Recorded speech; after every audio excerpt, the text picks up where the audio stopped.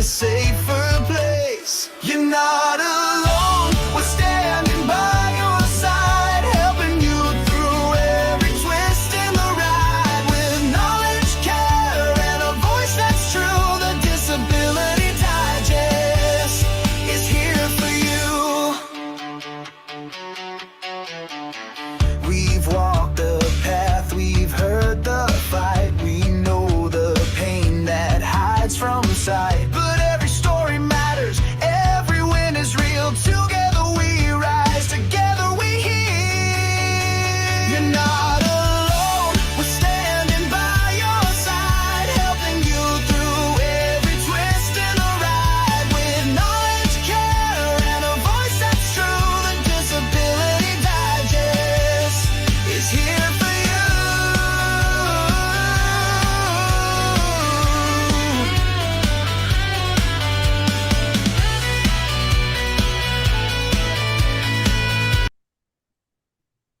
All right. Hello, everyone. Happy Wednesday and welcome.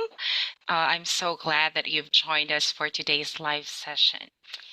And I think everyone would agree that applying for SSDI can feel overwhelming, especially when it comes to filling out the forms. And a single mistake or a missing detail can cause delays or even a denial.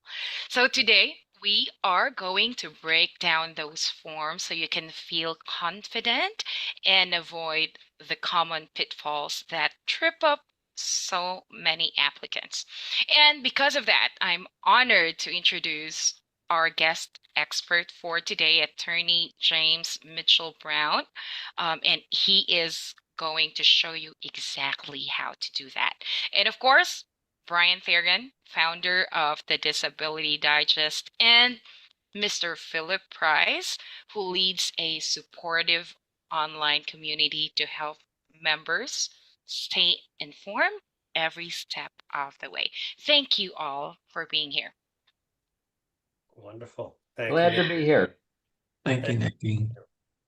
Yes, so I just want to emphasize in my almost 2 decades of doing this, which is nowhere near as much as Attorney Brown's time in this industry, the importance of this today, because these forms are, in my opinion, the most critical piece for somebody going through the process, and they can pop up again later if you get a review. And so partnering them with importance, I truly feel that we have, the most qualified person here. So I just encourage you to get ready for the rest of the event today, whether you're attending us live, thank you, or if you're listening to the replay. And why I say the most qualified is this. Attorney Brown has been representing disability claimants.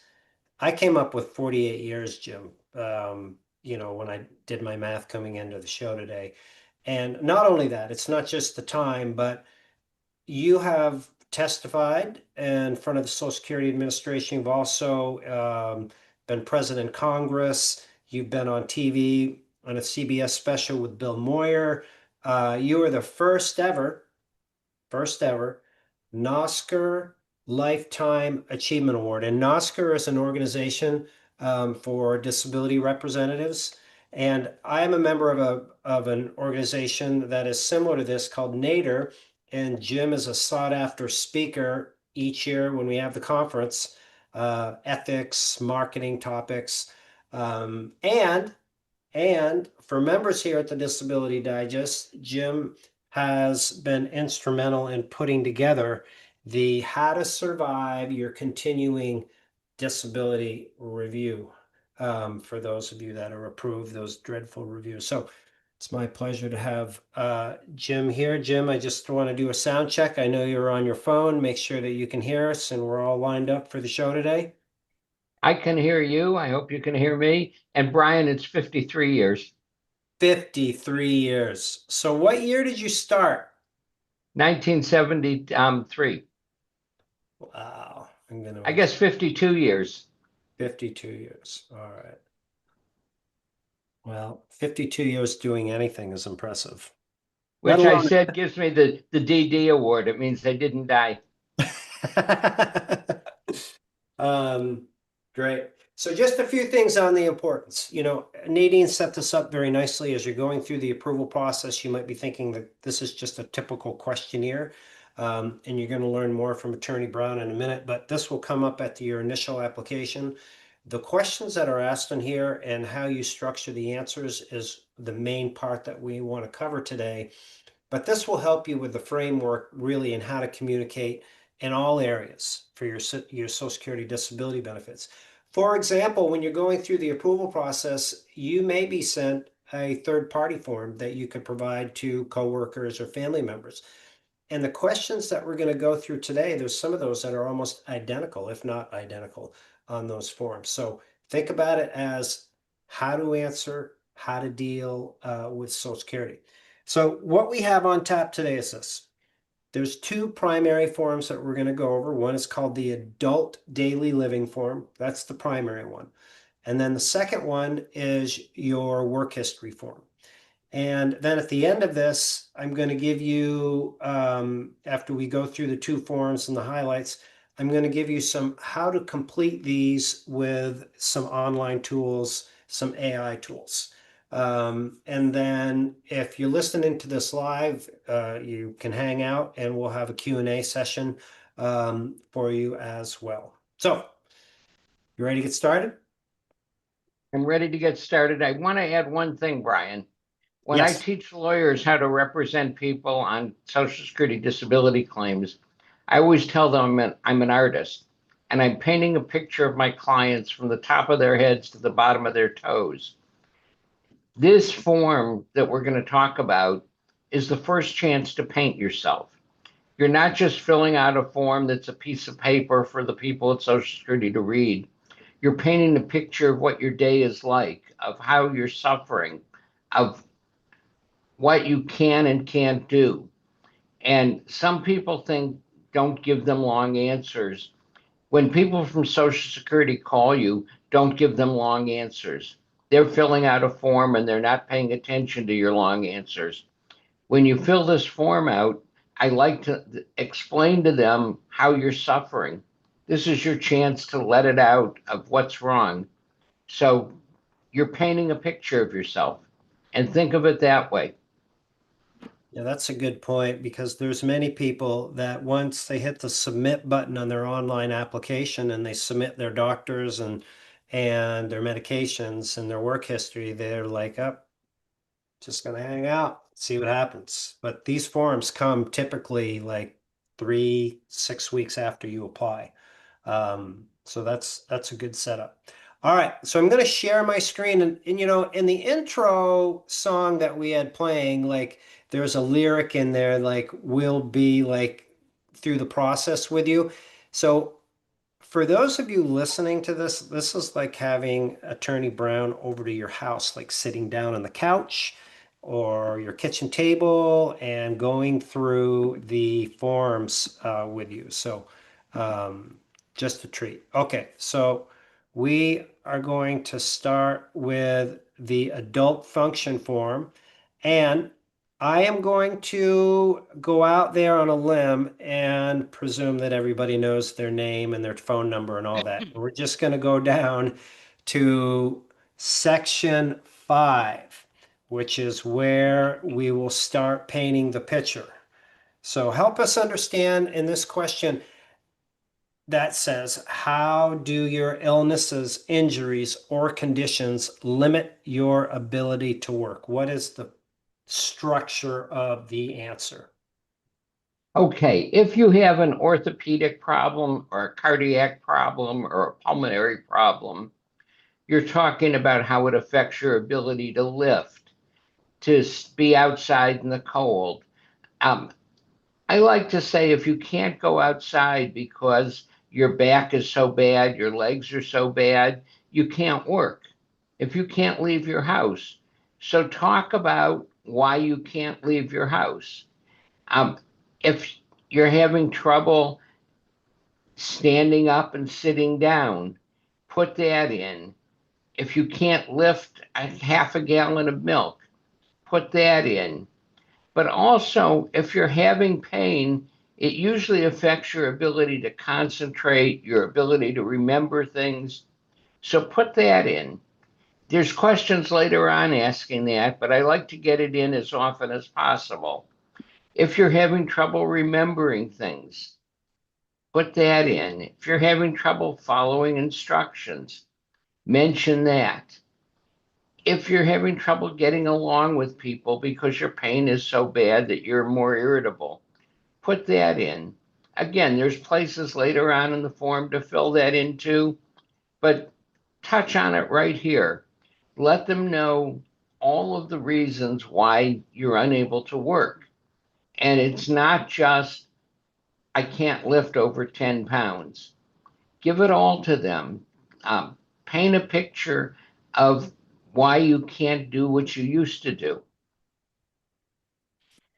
All right. So because this is, in my opinion, one of the most important, maybe the most important question, I'd like to ask this of you. I'd like to go through an example and have you critique it. Fair enough? Sure. Okay. So my example states that I take an hour to get moving due to stiffness. I need reminders to take my medications. I rest 2 to 3 times a day for 30 to 45 minutes because of the fatigue that I have. And I don't sleep well at night. Maybe 4 hours a night I'm sleeping.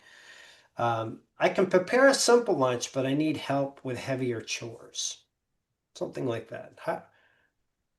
How would you like on a scale of 1 to 10, 1 low, 10 high, how would you score that I statement? give that a 5 Okay. because do you have trouble getting outside? Do you have trouble walking? It sounds like that would cause trouble walking. Do you have trouble remembering things and concentrating? Okay. Do you have difficulty getting on and off the toilet? Um, do you Uh, have trouble um, doing any housework? so this could be improved upon if it was more thorough. Correct. Okay. Think of your typical day and the things you can't do, which is very difficult to talk about what you're unable to do. But this is the time to do it. All right. All right. Um, now I want to just reflect one thing on this question and the entire concept here. For those listening out there. There's many people that come into this process and they're not able to do the paperwork or they don't want to do the paperwork and they feel that others should do it. In my opinion, if you hire somebody and you're expecting them to do this work, and correct me if I'm wrong with this, Jim, this is not something that you could effectively, successfully delegate because no one understands your limitations like you. Right. I have clients who tell me, what should I say? I could write a great answer to that question, and it might be totally false for that claimant. So what I tell my clients to do is fill it out as best they can, and then I go over it with them. Beautiful. And I'll usually say, do you have trouble remembering things? Do you have trouble concentrating? And the things that they might have left off. Mm-hmm. And I don't put anything in that they don't tell me, but I'll ask the questions that they haven't included. If somebody says, no, I don't have any problem concentrating, we don't put that in the form. But if they say, yes, I do, then we add that to the form. Mm-hmm. Mm-hmm. Okay, great. Let's move on to number 6. Describe what you do from the time you wake up until you're going to bed. Now you have 1, 2, 3, 4, 5 lines. Go You can ahead. always add a piece of paper to and mark question 6 continued. Okay, good. All right. How Okay. how would you frame this one? I start with answering What time do you wake up? If you wake up at 7 a.m., I would say woke up at 7 a.m., but if you didn't sleep well, I would put after a poor night's sleep. If you didn't Okay. sleep well because of your pain, put that in. If you didn't sleep well because you get up and you go to the bathroom 18 times a night, put that in. Somebody with interstitial cystitis is going to go to the bathroom a lot every night. Mm-hmm. Mm-hmm. If But if whatever the reasons you didn't sleep well, put that in. It's usually pain. If you have pulmonary problems, it may be because you're short of breath and you keep gasping during the night. But whatever the problems are.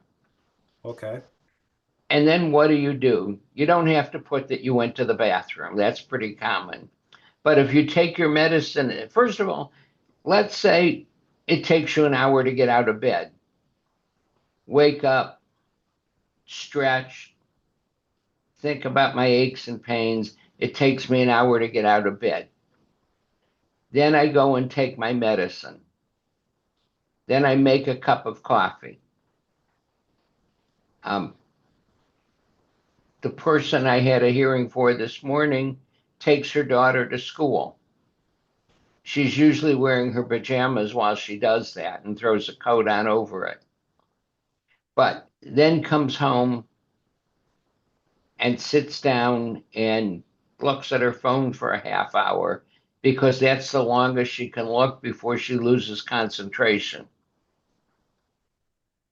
Then she tries to vacuum. She can vacuum for about 10 minutes and then she's exhausted and has to sit down and rest for a while. After that, she'll try to dust and does that for 10 minutes and then has to rest. And then she takes an hour nap. By then, it's lunchtime. She'll make a sandwich for lunch or sometimes have a piece of fruit for lunch. Nothing too exhausting. But she describes in detail what her day is like. Dinners are always frozen dinners because she can't cook anymore. And she's describing her typical day. Her daughter gets a ride home from school. Sorry about that.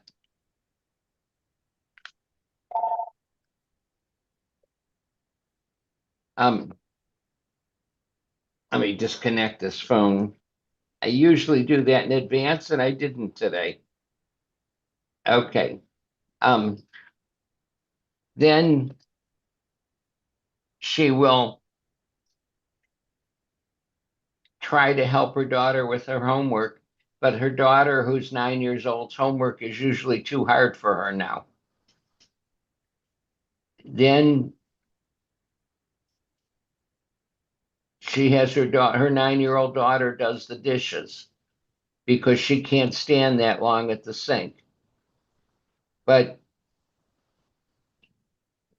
she tells her daughter to take a shower.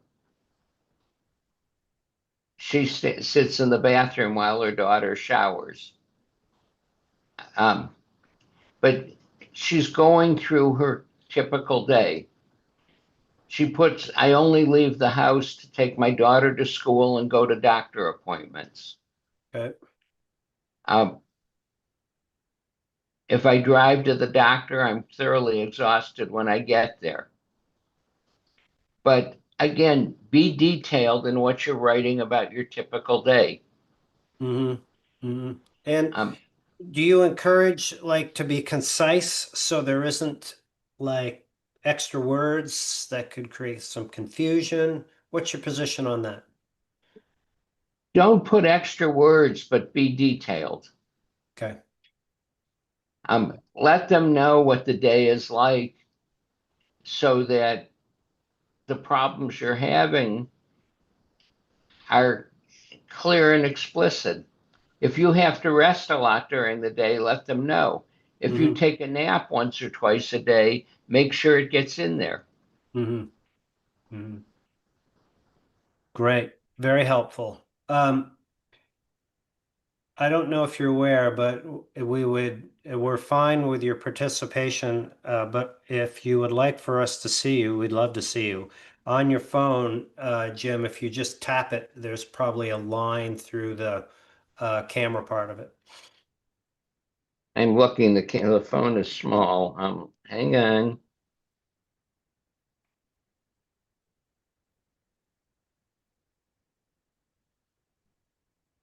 And then we're going to move on to 7. And some of these are similar and do not require as much detail, so we will address them accordingly. And let me know when you are ready to continue. Let's continue because I don't see the line right now. Okay, no, that's My fine. age is showing. Well, no, because we can't see you, so. I know. Yeah. Yeah, so you can't see the tie I'm wearing today. Darn. Yeah.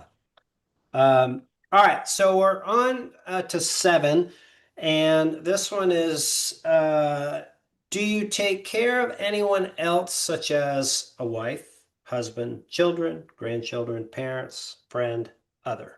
Yes, no, and then if a yes, there's a for whom do you care for, and what do you do for them? Okay. Most of the people filing for disability aren't taking care of anybody. If you are, put who and why. I had a client recently whose spouse had just had a knee replacement. So they were helping with that spouse short term and they put that in.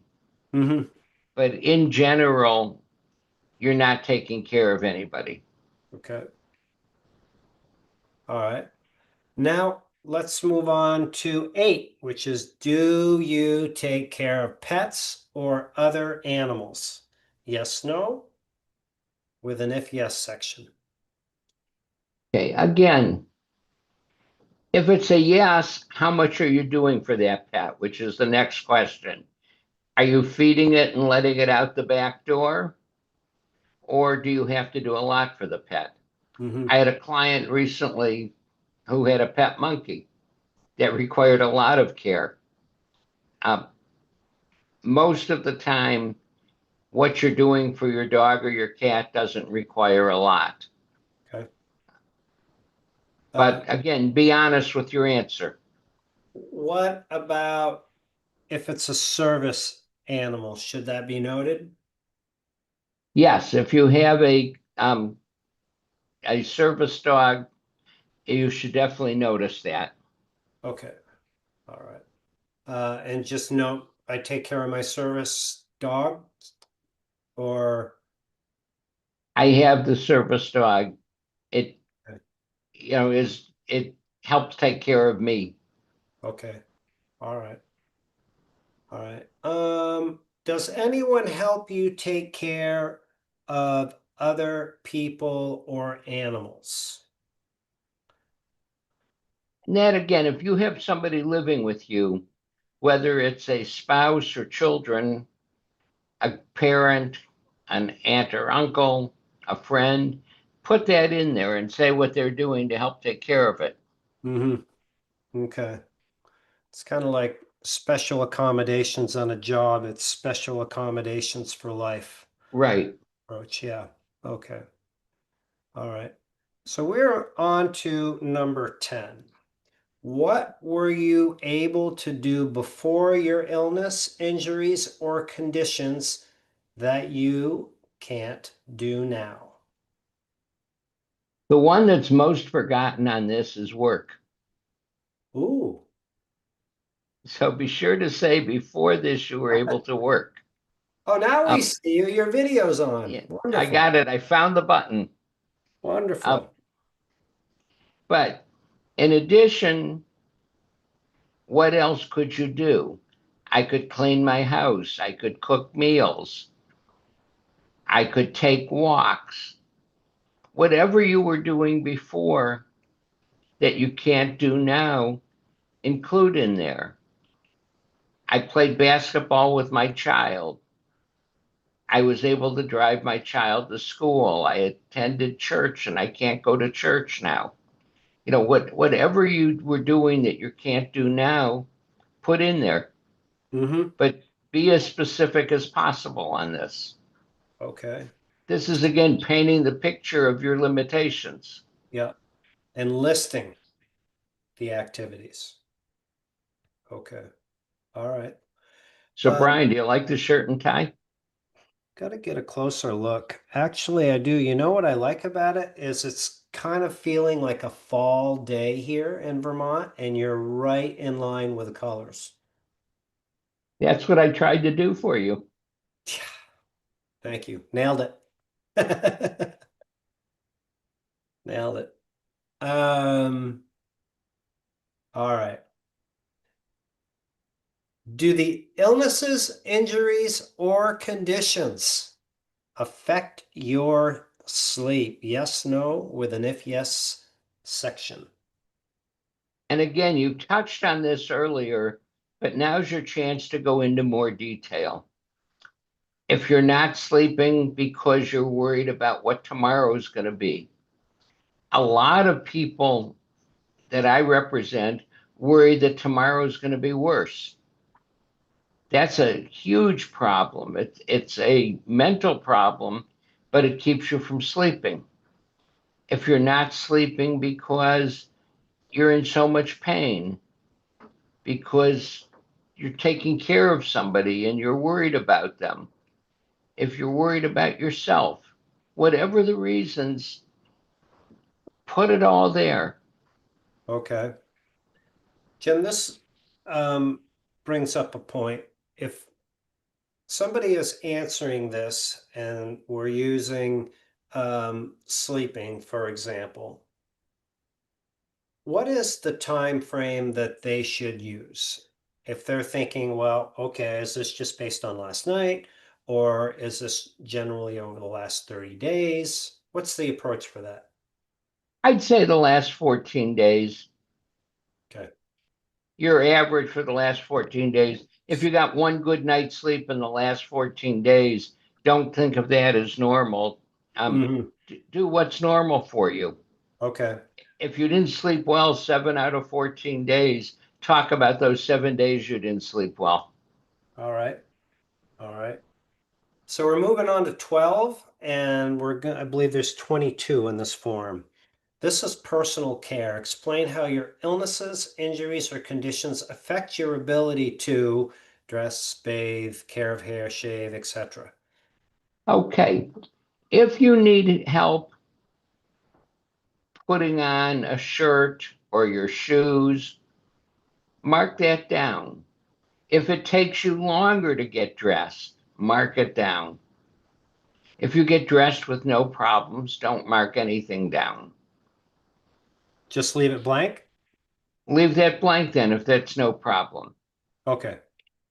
I Oh, have a lot of male clients who don't shave anymore because it hurts too much to shave. I have female clients who don't shave anymore because it's too difficult. Again, if it's too difficult, say so.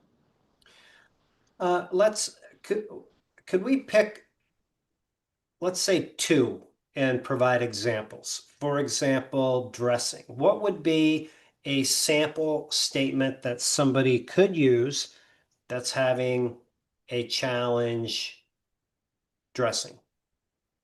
I need help putting a shirt and shoes on. Okay, good.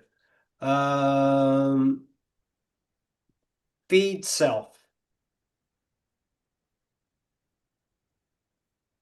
I have trouble making my meals and someone has to cut my food for me. Okay. Would memory also be an issue here? If somebody has, is not remembering to eat, would that If be that was the case, it would definitely be important to put it down. okay? All right. All right, wonderful. Now we go down here. Do you need any special reminders? Are these self-explanatory, or should we spend some time on these B and D If sections? you need reminders I have some clients who need someone to tell them, you need to take a bath already. It's been 5 days and you really smell terrible. Yeah, Or you've been wearing the same clothes all week. It's time to change clothes. So if you need a reminder for that, mark it down.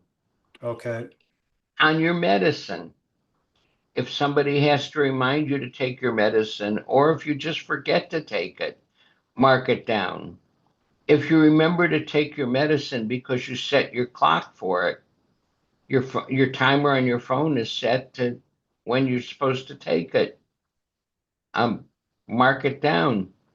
One of the great answers I ever had was a client who was bipolar, schizoid, and depressed. And he had a whole cocktail of medicines. But at the hearing, the judge said, the only thing that concerns me is you say you self medicate. Can you explain that?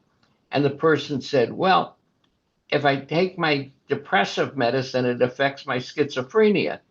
And if they get the schizophrenia under control, it affects my bipolar. And he said, so they're trying to find the right cocktail, and I have to take medicine 12 times a day. So I've set my alarm to remind me that 12 times a day I take my medicine, and I self medicate the way the doctor told me to. And the judge says, I think he means he's compliant. And I said, no, Your Honor, he's self medicating exactly in compliance with the doctor. And the judge folded his notes up and said, I've heard enough to approve this case. It that's it. I was didn't a know bit, where you were going with self-medicating, if they were using unprescribed substances or, yeah, that's what self-medicate usually means is yeah, they're yeah, taking a lot of alcohol for the pain or they're using street drugs. right, This person had the best answer to self-medicate I've ever heard. yeah. But I'm doing it but myself. but if you have to set your phone to remind yourself to take your medicine, you're not doing it totally independently.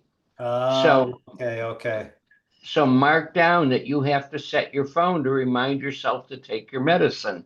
okay. That is a really good one. Oh, all right. Now we are working down towards meals, Jim. Number 13. Do you prepare your own meals? Again, if you're cooking a dinner that's elaborate, you have to tell them. I only have one client in the last 10 years who really cooked nice dinners, and that was once a week, and it lasted her all week long. Most of the time, people who are cooking are either making things that are very simple or putting that in the microwave to heat something up. Um, or because it asks if the answer is no, why? And it's people bring me dinner, or my mother makes dinner and drops it off, or I live with my mother, or my spouse makes dinner, or my kids make dinners. Um, if you're making things that you just make in the microwave, it's fine to say that. That's not cooking in the sense of creating an elaborate dinner. It's putting something together that's very simple to do. But if you're making a meal, if you're only eating one meal a day because you feel too sick from your medicine to have breakfast or lunch, Hmm. put that in too. So the key thing here is preparing your own meals, and I want to make sure I get it. If somebody goes to the grocery store and gets a rotisserie chicken and they're going to have that for several meals, they're not preparing their own meal. It's been prepared for them. Is that correct? Right. Okay. Yes. Okay. Um, and if somebody created like a nice 4 course, 5 course meal, of course, that's the obvious. You're preparing a meal. If they cook hot dogs, they're preparing a meal, but it's not in the sense of a real meal. It is a real meal. It's not in the sense of preparing something elaborate that requires a lot of time or a lot of skill. Yeah. Well, one could say that hot dog is already prepared. That's true, but you still have to heat it up. Okay. All right. This is where some of these questions get really interesting, and you need to make sure that you put the right answers in here so you don't lead Social Security down the wrong path. All I right. was recently invited out 11 nights in a row, and I was so happy to stay home on the 12th night and make some scrambled eggs. Now, I prepared my own meal, but it was nothing very elaborate, Mm-hmm. but it certainly satisfied me that night. Yeah. Yeah. 11 nights, that's a good run. Yeah. Especially if you weren't picking up the tab. It was all being invited out. Oh, nice. Nice. Okay, Jim, let's talk about house and yard work.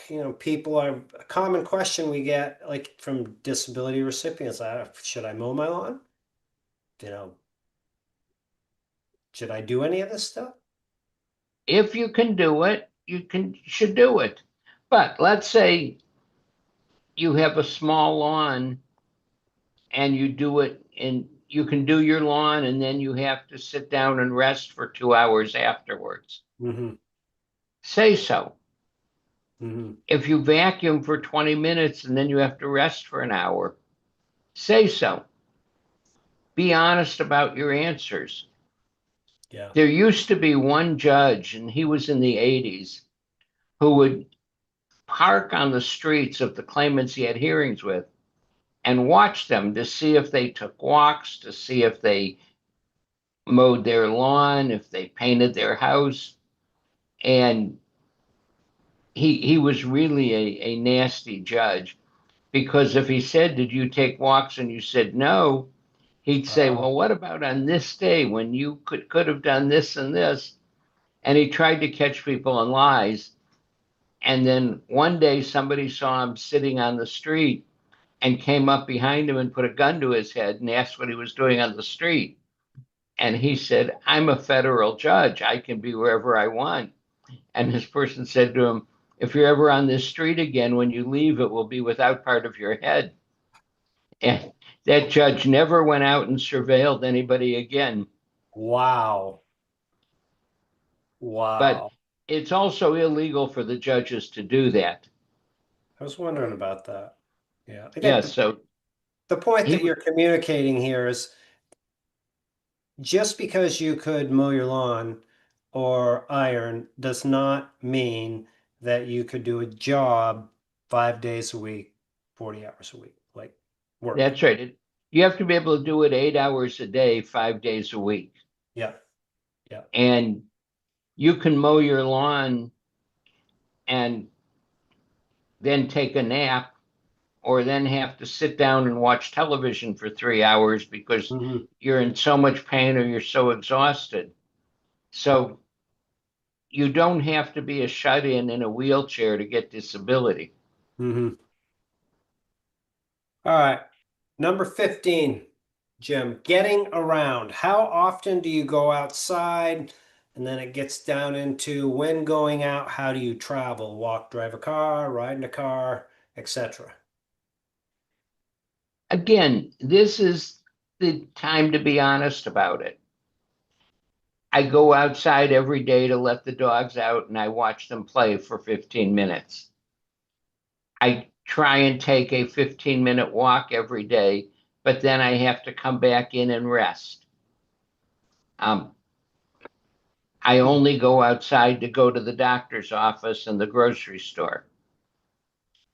Whatever it is, be honest about what your answer is, but don't say, "I go outside daily," without giving an explanation of what you do when you go outside and how you feel after you've done it. Okay.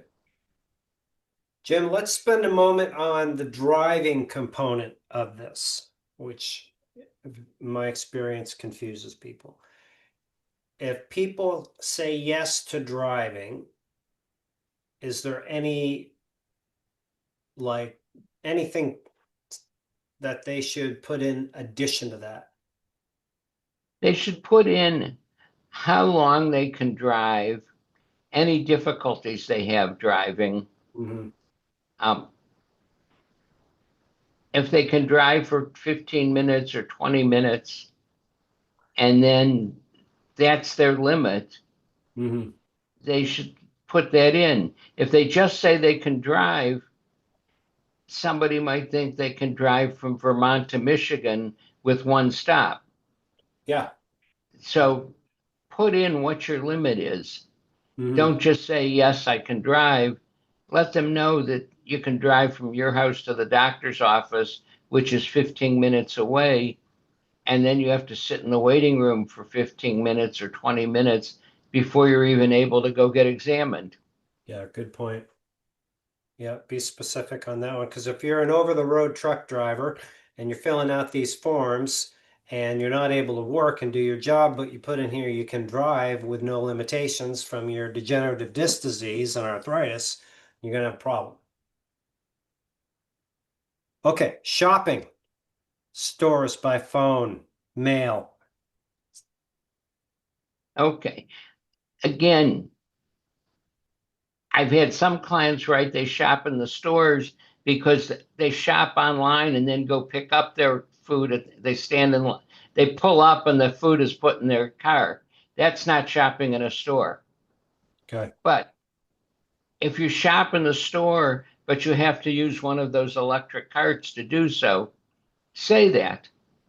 If you're shopping in the store and you have to take a break every 15 minutes while you're shopping, say so. If All you right. can't carry your bags to the car, but somebody has to do that for you, indicate that.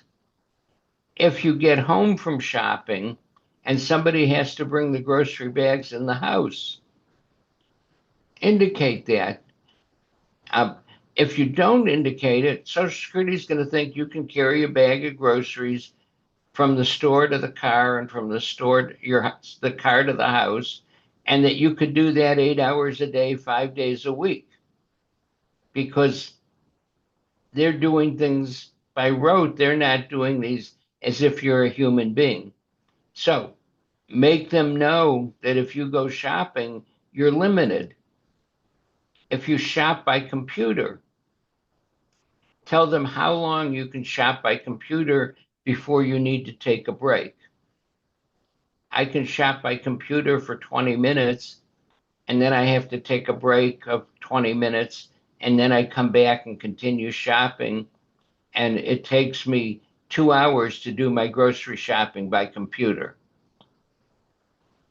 so that they don't think you're just sitting at a computer for 3 hours and that you could do some computer job 8 hours a day.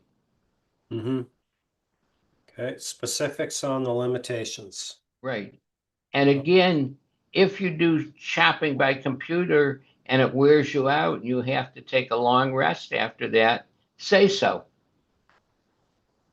All right. We are winding down to the last few questions on this form. Next one is money. Are you able to pay bills, count change, handle savings, etc.? The usual answer is I don't have any anymore, but they don't like that.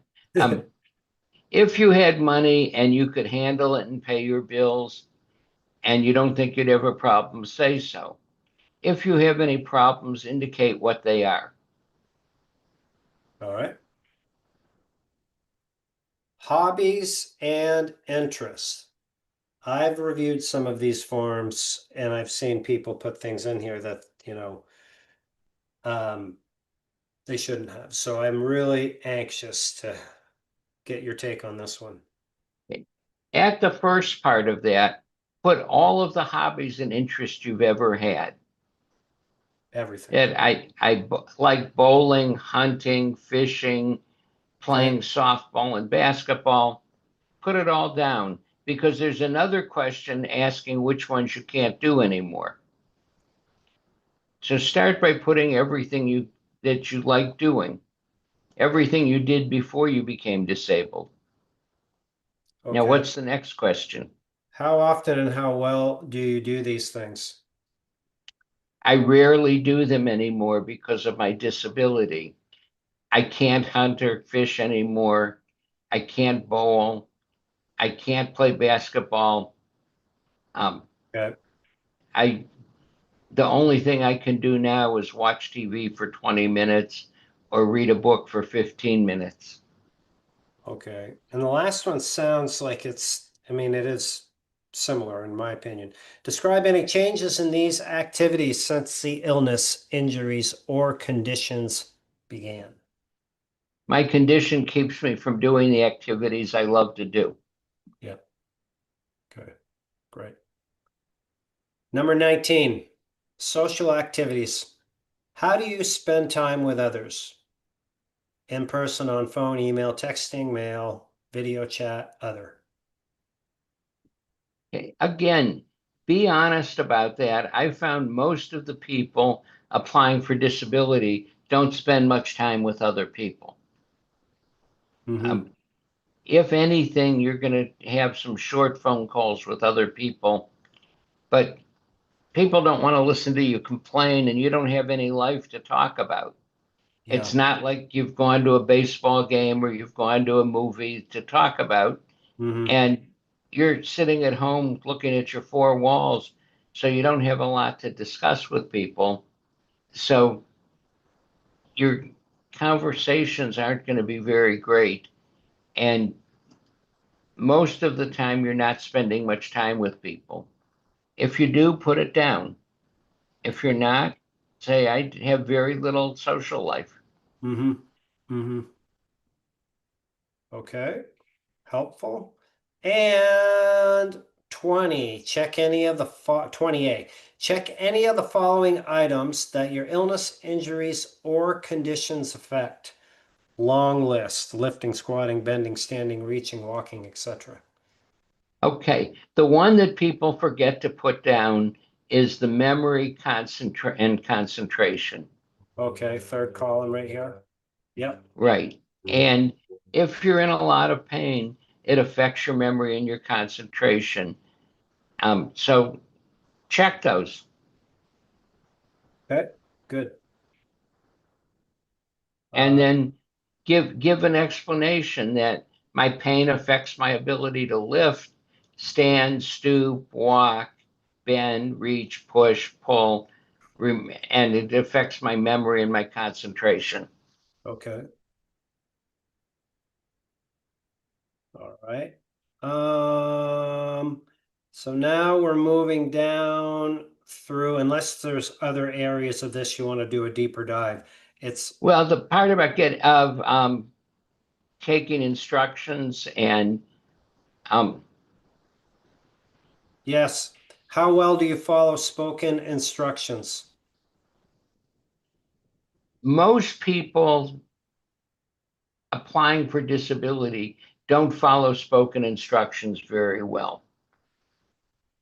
And if you don't, say so. Say, I have trouble understanding spoken instructions. Then the next one is about written instructions. Uh, And the, uh, the, the yep. answer I usually get is I have to read the instructions several times if I'm able to follow them at all. Okay. All right. And we have others. How well do you get along with authority figures? Have you ever been fired or laid off from a job? How do you handle stress? How do you Okay, handle how do you change? handle stress? Is most people handle stress poorly. If you handle stress well, say so. My neurologist is worried about me having stress because I have epilepsy. And he's always concerned about stress because it could cause a seizure. And I tell him I thrive on stress. And he said, the stress of your work isn't the stress I'm worrying about. He says, that you can deal with, you have it every day. But he says, it's stress outside of your work that I'm concerned about. And if you feel stressed outside of your work, then you need to take some medication to calm yourself down. So if you find that stress is difficult for you, say so. Stressful situations usually increase pain, increase discomfort, increase your ability to get along with others. So if you don't handle stress well, say so, because in the work environment, there's always stress. Yeah. Yeah. Okay. Yeah.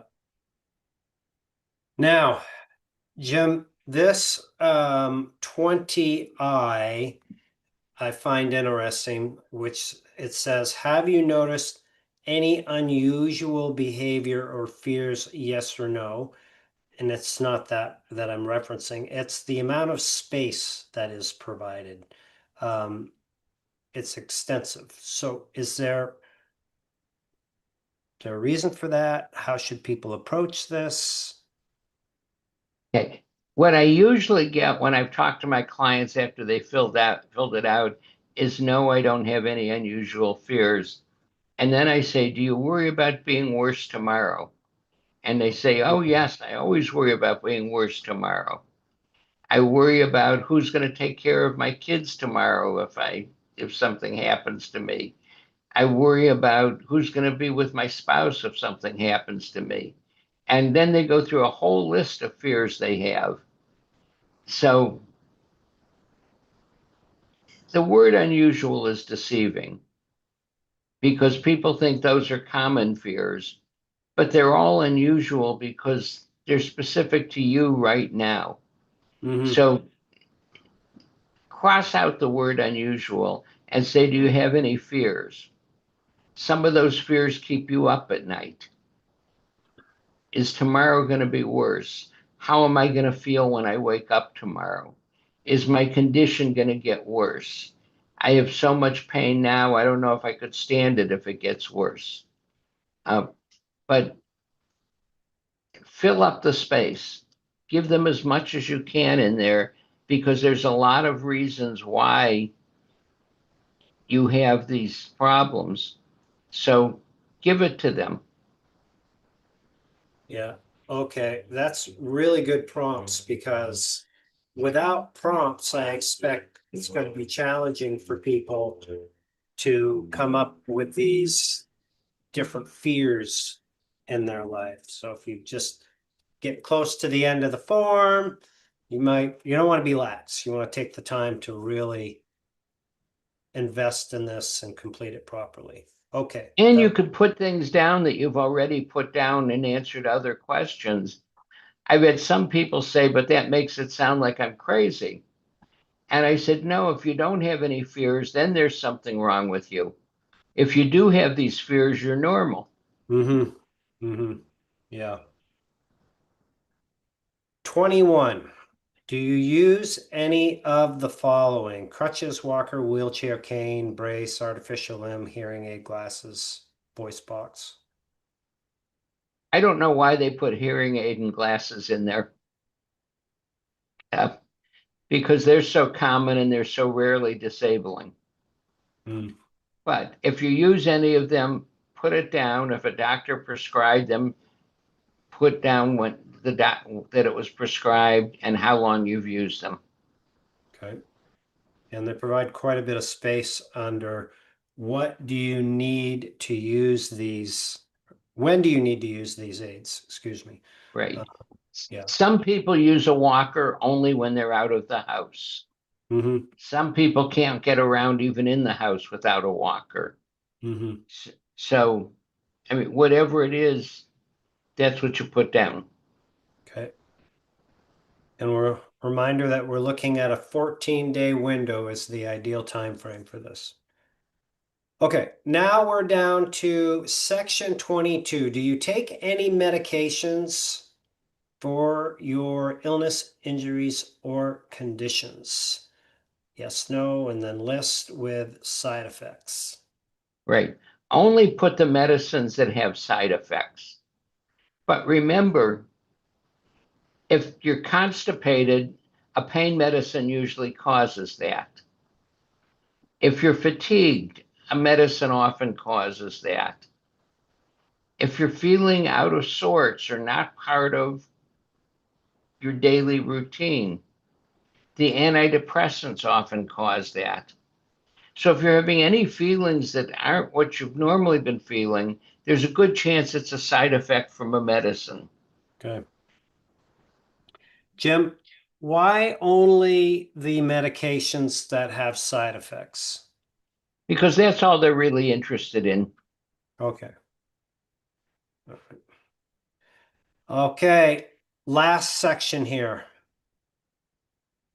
Remark. Okay. Most people leave that blank.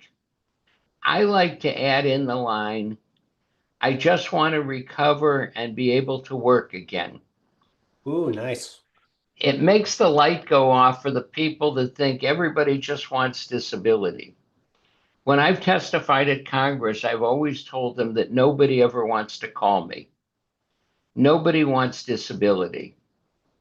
And it's just a little charge to the person reviewing this form that I don't want to get this disability. When I ask my clients, how long do you want disability? Most of them say, I don't want it. I just want to feel better and work again. So if you put that line in, I just want to recover and work again. First of all, it's true for almost everybody. Mm-hmm. And secondly, it's kind of a little statement to the person reviewing this that this isn't a person who wants disability for 30 years. This is somebody who wants to try and get better and get off a disability. And it's a good something to say to them. Great point. Short, concise statement. Beautiful. Okay. So that concludes our adult function down at the end. Sign it, send it in. And I'm gonna take a pivot over here to this work history form, spend a few minutes on this one. Now, for those of you out there, these typically arrive together as a nice bundle of homework for you to be done at the same time. And correct me if I'm wrong, Jim, but this one is it's not as extensive, but there definitely are some key parts in here to point out. And so if you could, I'm paused right here on the job title, type of business, and the dates work. So can we start here? Usually it comes with the employer's name of your last 5 years worth of jobs. Okay. So that's usually pre-printed. So then you have to put your job title and the approximate time you worked there. All Again, right. they just want the month and the year, and sometimes they even put that in Okay. because they have that from IRS. Okay. All right. I'm going down now into this section 2, Jim. For the job you listed, job title 1, which would have been up here in the first field. All right. Goes on to say, describe in detail the tasks you did in a typical workday. Examples of tasks include stocking shelves, greeting customers, scheduling appointments, and maintaining records. I had a client at a hearing not too long ago who said she stocked shelves and she worked on the computer, keeping track of everything she stocked. And the person at DDS said she did clerical work because she was working on the computer. She didn't say that she spent 6 out of 8 hours stocking shelves and 2 out of 8 hours keeping track of on the computer of what she had stocked. She also didn't say that she was stocking hazardous chemicals, and if one spilled, she had to put on a hazmat suit and clean it up. Ooh. Um, it totally changed the type of job she did. We didn't get to that information until we were at the hearing.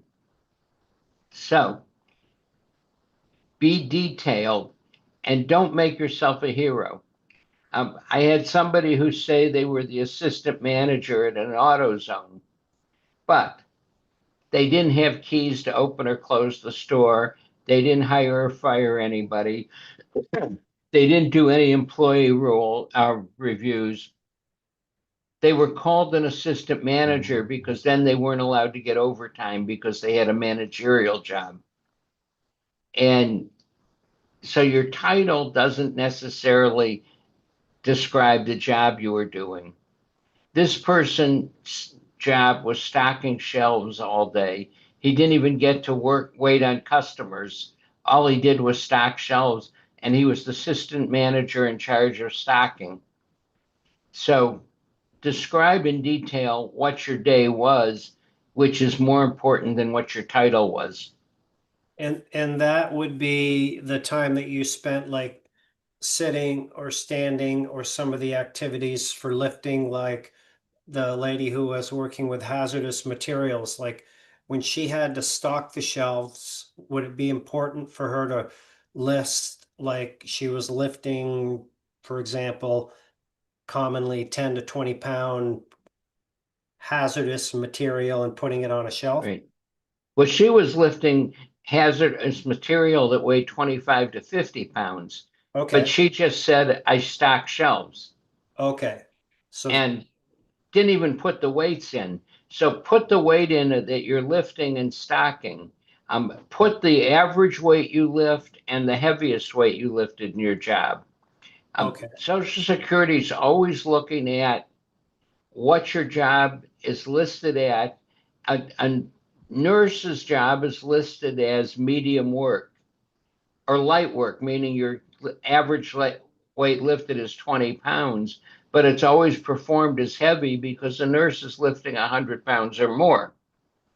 So you want to put what you actually did in that job. Mm-hmm. Okay. Limitations, the specifics. All right. Down here with breaking it down. We've talked a little bit about this in this 25 to 50 pound lifting. Is there anything that you feel that should be added to this section of the work history under activity, where it has standing and walking, next line sitting, stooping, etc.? Okay. Remember, this is your average day, so don't be a hero. Don't take the day that you sat the most and put that number down. Put your average day in. Put your average lift and your heaviest lift. Mm-hmm. Um, don't put your average lift as your heaviest, but don't put your heaviest as your average. I've Mm-hmm. had some people who average lifting 50 pounds, but sometimes lift 100 pounds, and they just think that's not nice to say, so they say they only lift 50 pounds all the time. Don't be a hero. Okay. Make yourself as detailed as possible in the work you do, but make it as heavy as possible, as strenuous as possible, um, as skilled as possible. The more skilled your work is, the harder it is for you to get back to it because of all the difficulties. All right. Just If you're going down. listed as a supervisor and you only supervise one person, that's not really being a supervisor. Okay. So I went down, as you saw me scroll in the video, if you were watching, then there's different jobs that you can complete the same information for with the strategy that Attorney Brown just shared with you. Okay, as we close out this part of the presentation, with the remarks section on the work history form, what is the suggested approach for this? I loved my job and would love to return to it. Yeah. Okay. Beautiful. Beautiful. All right. Good. A few takeaways for everybody that's listening out there. And if you're listening live, we're going to come up on a Q&A in a moment. I'll turn it over to Nadine and she'll give you some instructions. But a few things that I want to leave you with, actually one primarily, is a tip for you to help you formulate your answers. Is in a lot of our work that we've done before, we've directed you on how to use AI, artificial intelligence, chat GPT, or other. I'm going to put in the chat for Nadine to share a chat prompt that you can use, and you can take the chat prompt, put it into Chat GPT, and then I'm going to give you a pro tip on top of that. And if you're watching this as a replay as part of our disability approval course, just look around and you'll see the chat prompts. So the chat prompt reads like this, and it'll help you organize your answer. So you don't have to do this alone. And you can use this tool, and whoops, I put the wrong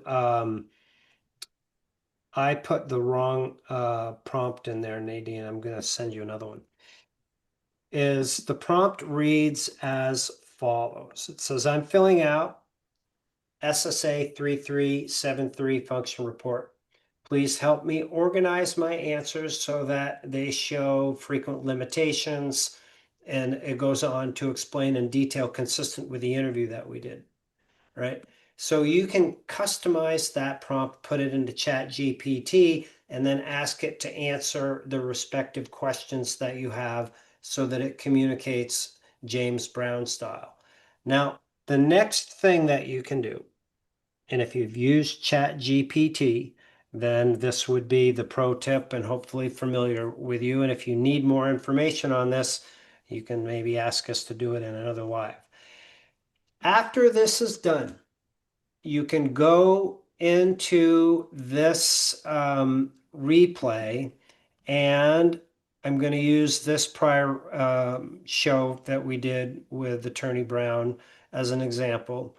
And you can go in and you can get the transcript. As you scroll down under more details, you will see that everything that is talked about in this interview is here.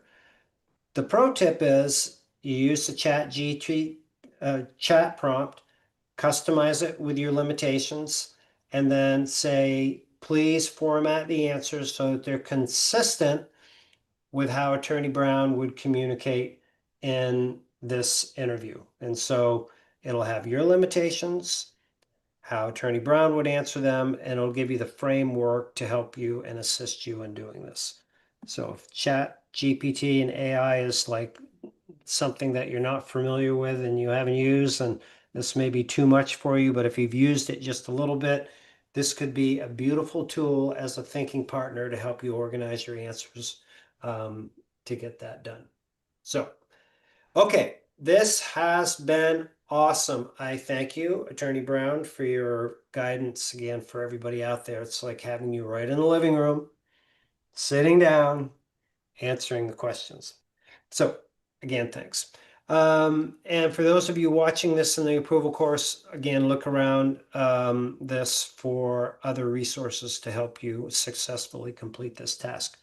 Now let's move on to a Q&A. Nadine, I'll turn it over to you. I'll let you run the show for our question and answer section. Yes, of course. So in a bit, I'm going to post a link for Zoom so that those of you who want to join us live and ask your questions and get direct answers from our experts, then you would have the opportunity to do that. But before that, Brian, I'll let Philip ask the questions from his group first. Sure. I think he would have some questions from the group. Sure we do. All right, here's the first one. It says, hi everyone. I have a burning question. I've been patient with SSA and don't understand the entire process or why it takes so long. I applied for SSDI on 2 of 24. I was denied on 4 of 24.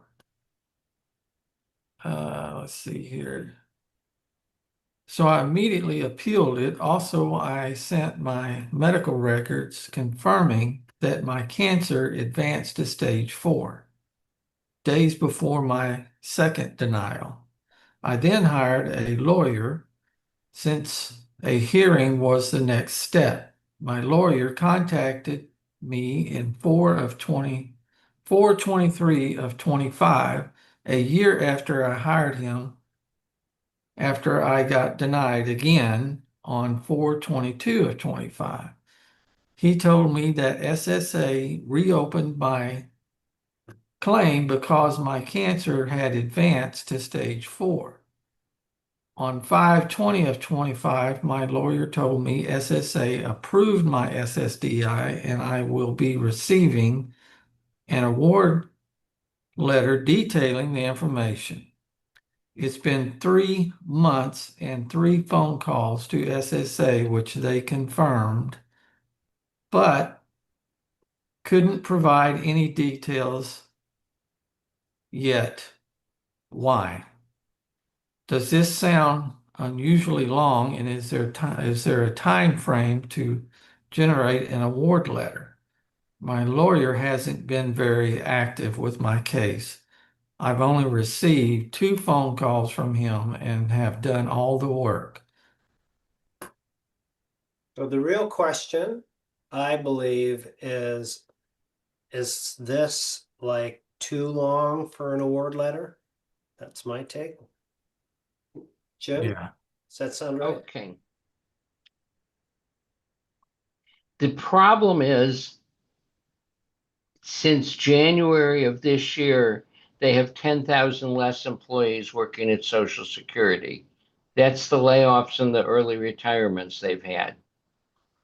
The phone lines were taking 90 minutes to be answered.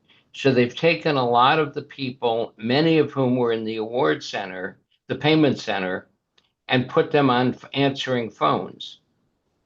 So the people who are actually doing the work are now merely answering the phones because it was taking 90 minutes to get the phones answered when you called.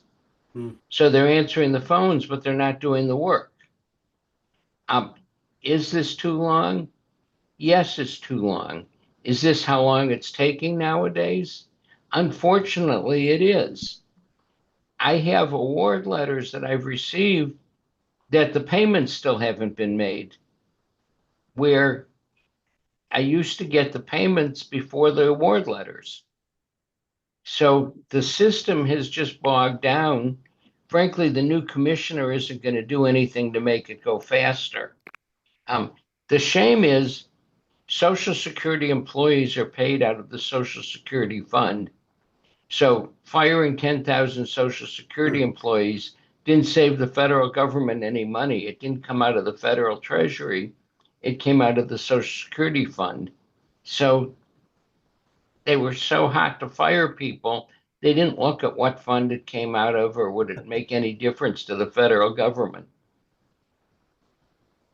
What about some of these strategies? So the I think for this person, it would be helpful to understand where the money sits now. If an award letter hasn't been issued went to a hearing, right? So it would be an OHO office. So is there an award letter that's been issued? If so, that award letter needs to go to a payment center, which is another office.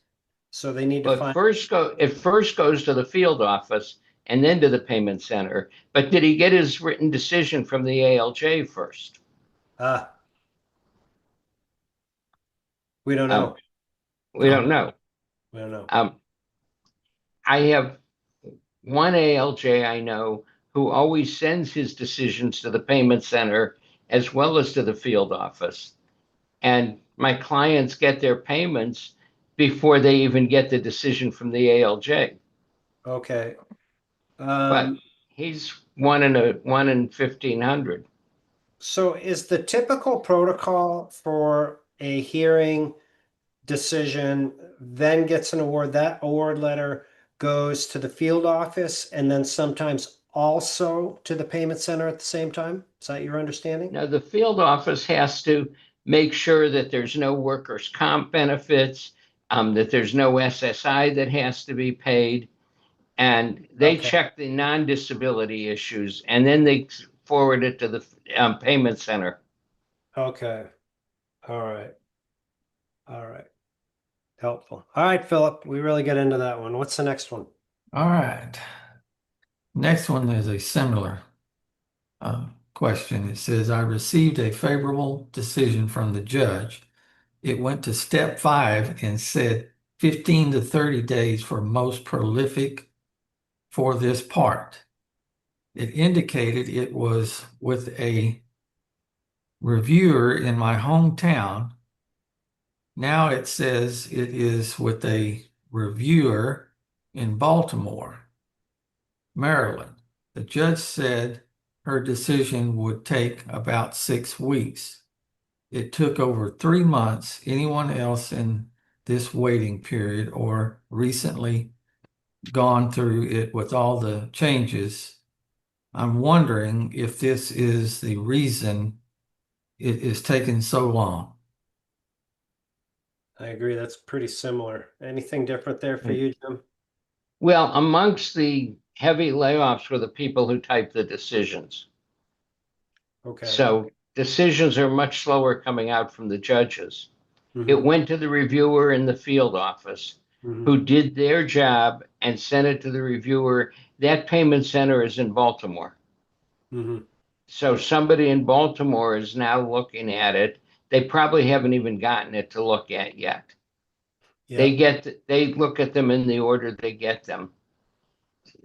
There aren't as many people in the payment center because they've been assigned to the telephones. Mhm. So when that person gets it, there will be a couple clicks to make, and then the payment will be issued.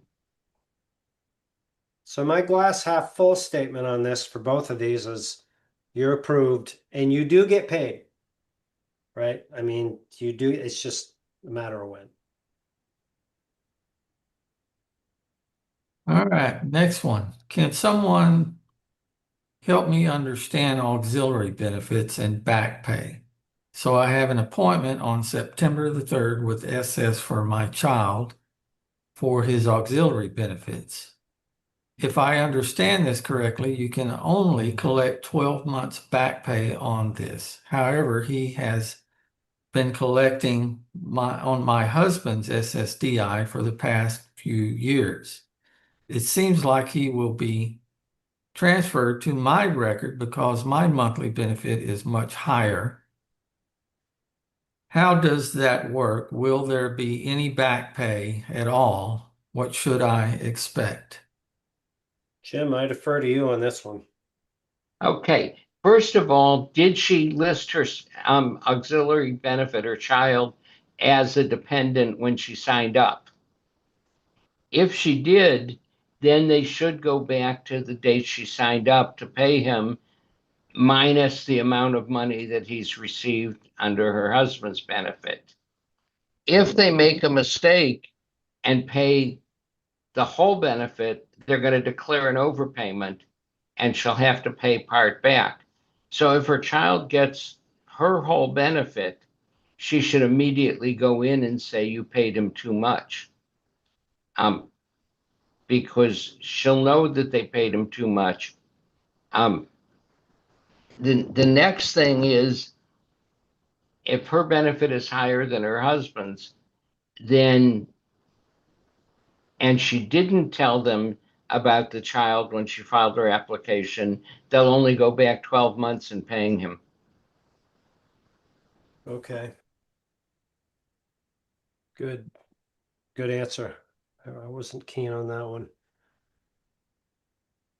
Okay, the next one here says, how important is it to have an additional contact, third-party information? I would only have my husband to leave as the contact. I'd rather not include him. I'm not sure what he can add to that. I've explained about my conditions, but certainly will if it would be helpful. I've heard It, conflicting options or opinions. I may just be worrying too much. worrying is part of being disabled. It doesn't matter though. they'll send her husband the same form. It's slightly worded differently, that they send her that we filled out today. But it doesn't really matter if she lists him or not. Okay. All right. All right, that was it for the Facebook group today. Hey, Good, Dan, you good. got any? I want to be respectful of Jim's time, maybe 10-ish, 12 minutes left. Does that work for you, Jim? Sure. Okay. Okay, so everyone, we got limited time, so I just posted the Zoom link in the comment section. So anybody who wants to join us live, please feel free to join us now. But while we wait for that, I do have a couple of questions here from the comment section. From Eliza. Hi, I think I have enough work credits, but SSA doesn't think the same. But I know I'm qualified. What happens now? You have to take all of your tax returns and bring them to SSA and bring them to IRS. I had someone who had been a cleaning lady for over 20 years, and most of her employers didn't pay taxes on her. We filed for disability. They said you don't have any quarters of coverage. And she had a notebook with everybody she worked for, the days she worked for them, the amount of money she got paid. And I sent all of these people a letter saying that they had to file retroactive returns showing that she had worked for them. And I Wow. got some really nasty phone calls from some white collar lawyers Mhm. calling me a lot of names. And I said, here's the deal. Either they do it and they pay her share, their share, interest, and penalties, or she files it and they can pay her share, their share, interest, penalties, and maybe face criminal charges too. So after a few discussions with all of these different lawyers, she got coverage. We filed for disability and she got it. And they let me know she'd never get a reference if she was going to look for another job, but she was too disabled to look for another job, so that didn't matter. Wow. Jim, that's amazing. That's really good work. That was one of the most fun cases I ever handled.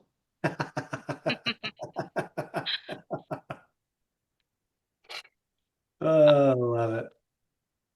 All right, next question here. This one is from someone that I spoke with over the phone, and I promised her that I'm going to ask the question to you guys. So it's from Kathy. She said, if my lawyer succeeds in getting me lost wages dating back to when I was laid off in July 2024, would this affect my disability benefits? I was laid off in July 2024 and my disability became retroactively effective in 2024 as well. I haven't been working since then. I don't want to mess up my disability benefits as I work really hard for this and I'm not in the best of health. I would rather keep my benefits than risk losing it by trying to get lost wages. So I think she's asking for, yeah. Okay. She's asking an employment issue, and she's probably saying they fired her for discrimination because of her disability. And if they pay her her lost wages, it's not earned income. So they may have to pay Social Security on it. They can probably make a settlement where they wouldn't.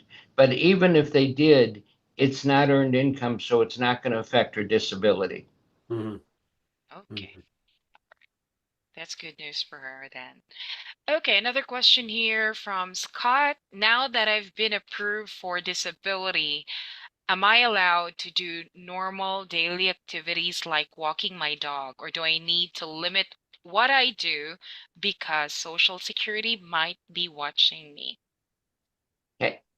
You can do any normal activities. You can paint your house, you can cut your lawn, you can walk your dog. What I recommend is you get a notebook and you keep track of every doctor's appointment. Anytime your medicine is changed, you write the date and the name of the new medicine and why it was changed. And on days you have a bad day, write the date and the description of why it was a bad day. When they review you, you take that, you fill out the form for the review, but then you take it to your local office along with your notebook. Some people like to do it on a computer rather than in a notebook, so whichever works better for you. And you ask them to copy all of those pages, attach them to the form, and send it to your state agency. The people in Ohio doing the disability reviews have to do 31 a week. If you give them a lot of extra pages to read, they're not going to bother reading them. They're going to just say, I'll go on to the next person and let you keep your disability.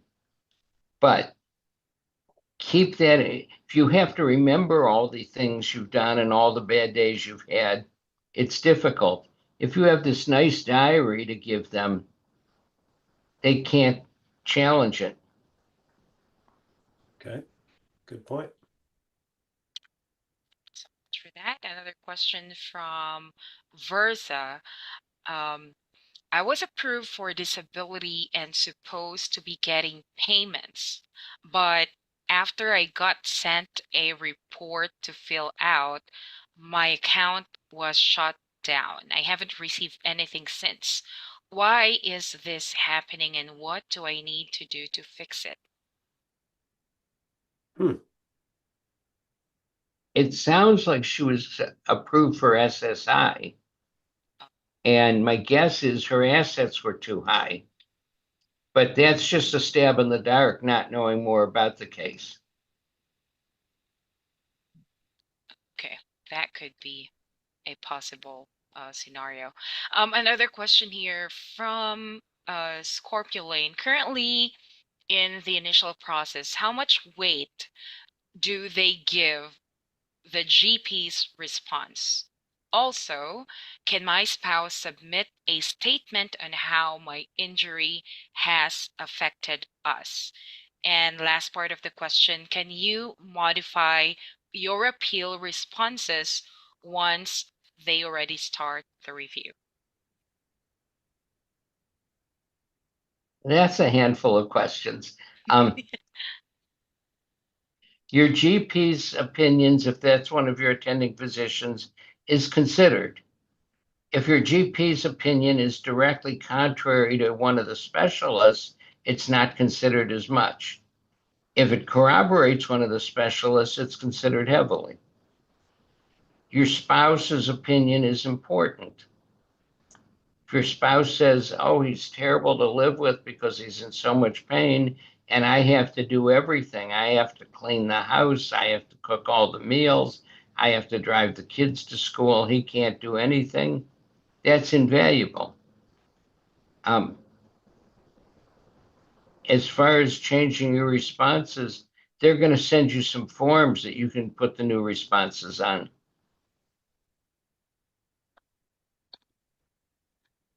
Another question here from Zippy. What would happen if SSA sent you CDR, but it got lost in mail, not knowing?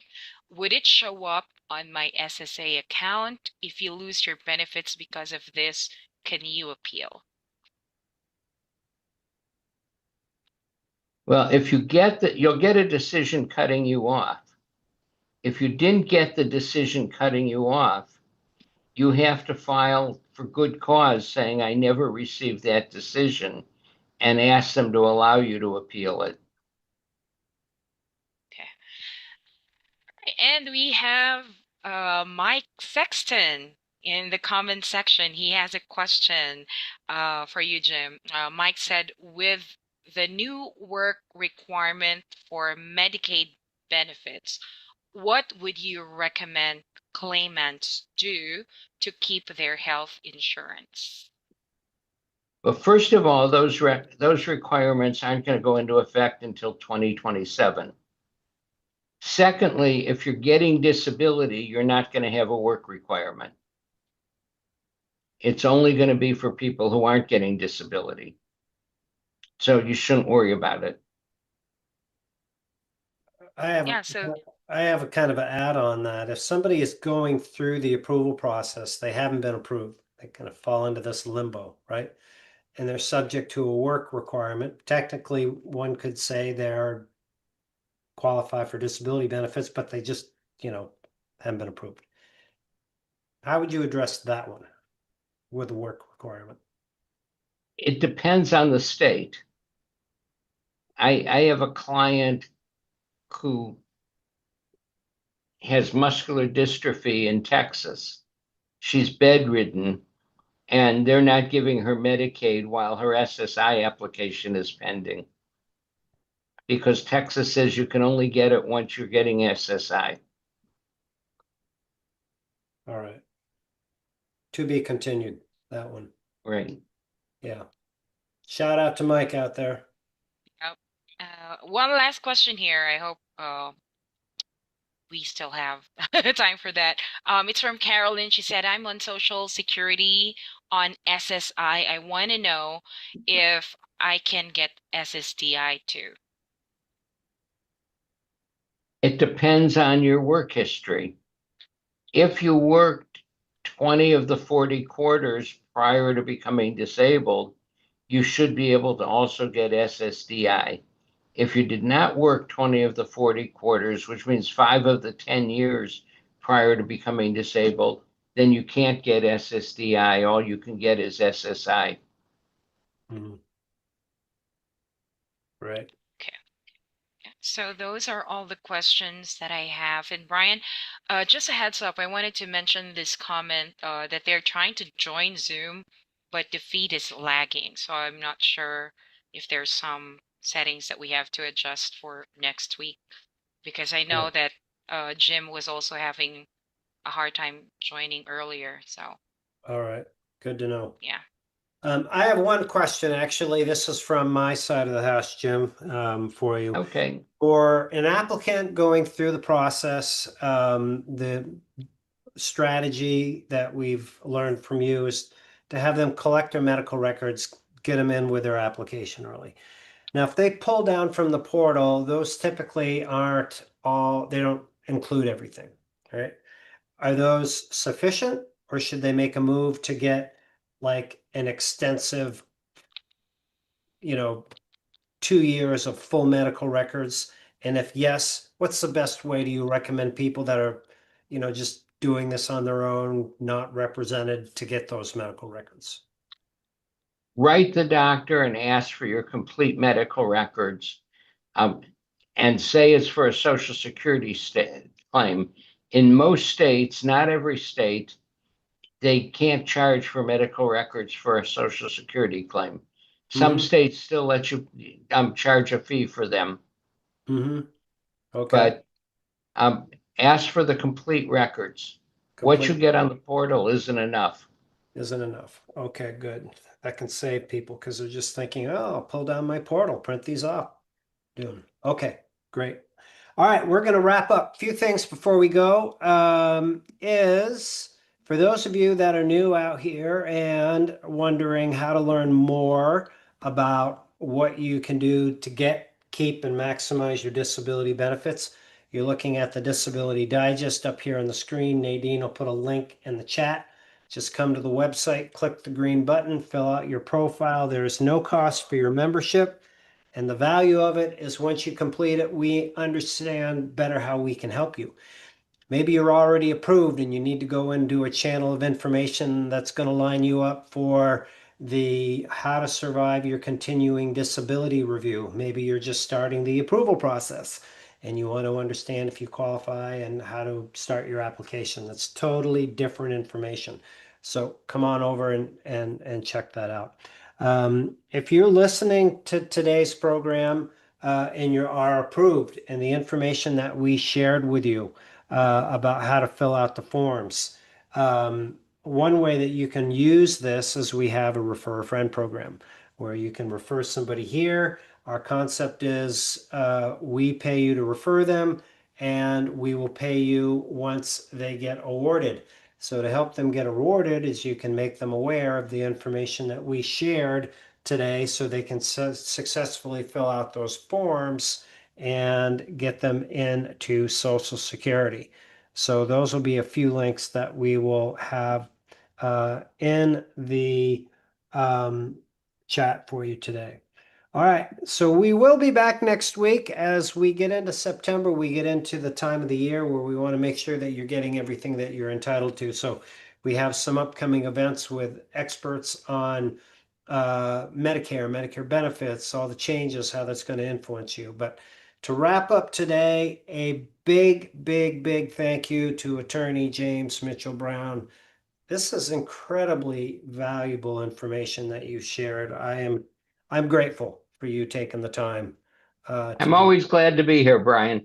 Yeah, it's a treat. So we'll hopefully do it again sometime soon. I don't know if we're going to see you at the Nader Networking Conference coming up. Do you go to that? I won't be at that. No. All right.